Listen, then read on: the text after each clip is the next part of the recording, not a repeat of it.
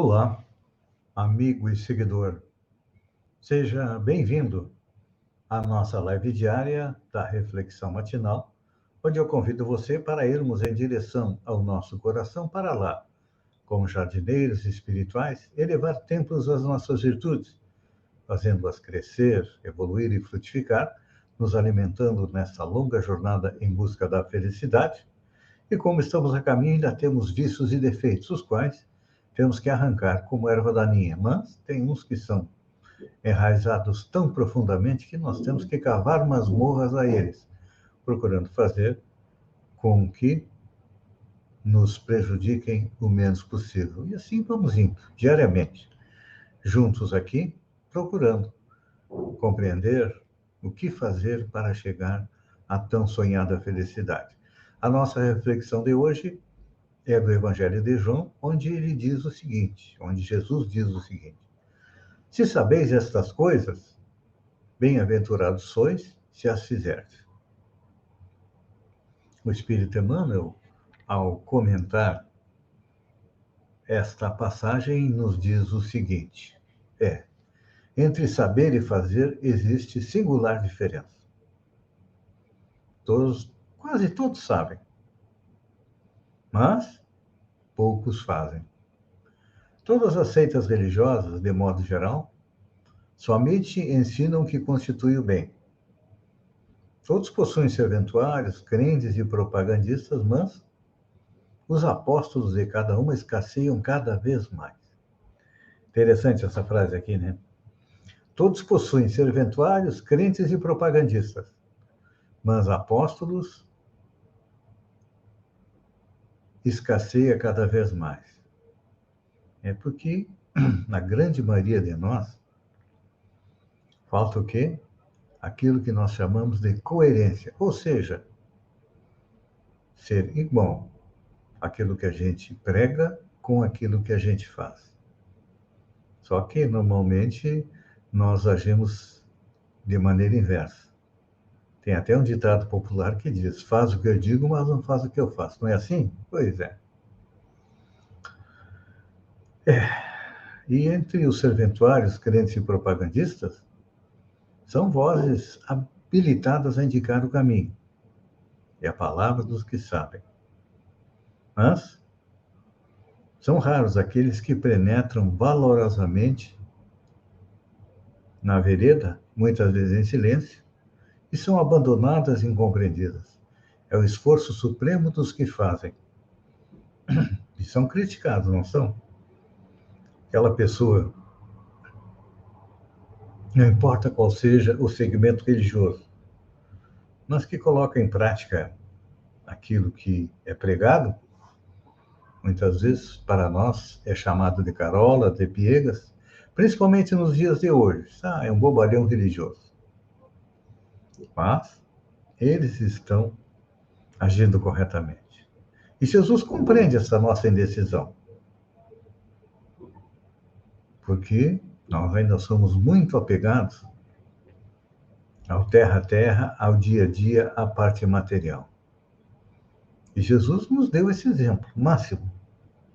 Viveu na terra com os olhos voltados para a parte espiritual. Claro, ele podia fazer isso porque era um espírito superior, ou melhor, um espírito puro.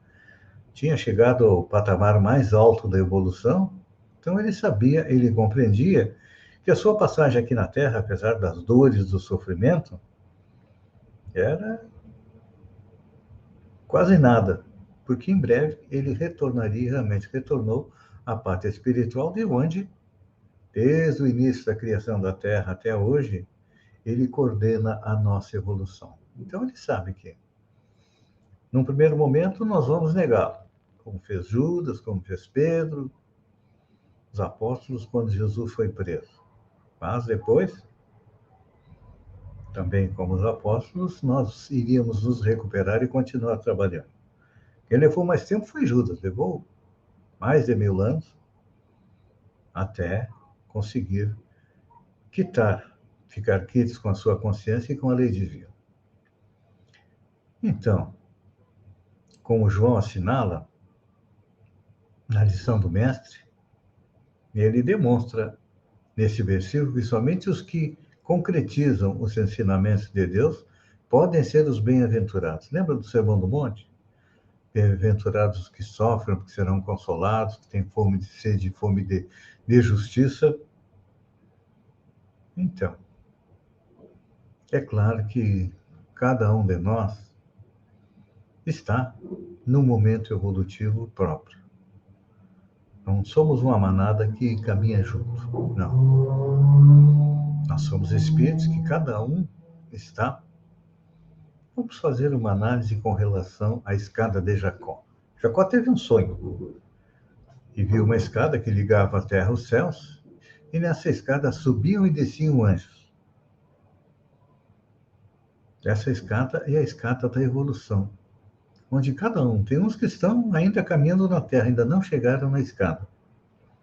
Tem uns que estão no primeiro degrau, tem outros que estão no segundo, no quinto, no 10º, no 1000º, e tem também aqueles que já estão descendo pela escada, ou seja, aqueles espíritos que fizeram sua evolução, compreenderam que estava na hora de vir até aqui ao planeta novamente para nos dar a mão, nos ajudar a subir na escada. Então, isto é, eles são aqueles que souberam e também fizeram. Então, os que são chamados de apóstolos. Apóstolo é aquele que sabe e aquele que pratica. O resto, como diz o Espírito Emmanuel, nós somos serventuários, crentes, propagandistas, mas ainda não atingimos esse patamar. Então, está na hora da gente refletir se não é melhor, para a conquista da felicidade, colocar em prática tudo aquilo que nós lemos e tudo aquilo que nos é colocado a respeito do caminho do bem e de fazer o bem. É importante a gente lembrar que o próprio Allan Kardec nos sintetizou o caminho da felicidade em fora da caridade não há salvação. E a gente pensa, não, eu estou fazendo a caridade, eu toda semana, todo mês, eu dou uma cesta básica para os necessitados. Essa é a caridade material.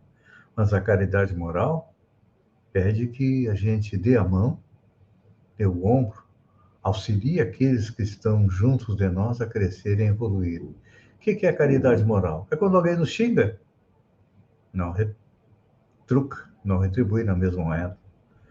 Quando percebe que alguém está agindo errado, não fica contando para os outros a respeito dos erros que aquela pessoa cometeu. Quando alguém está com dificuldades, não vamos cortar caminho e não conversar com aquela pessoa, porque muitas vezes aquele ombro amigo que nós estamos dando é a caridade que ela precisa e que nos faz subir um degrau na escada da evolução, na escada de Jacó. Pense nisso, amigo e seguidor. Vamos tentar colocar isso em prática nesta semana que está começando e com certeza vamos aproximar um pouco mais da tão sonhada felicidade. Um beijo no coração e até amanhã, no amanhecer, com mais uma reflexão matinal. Até lá, então.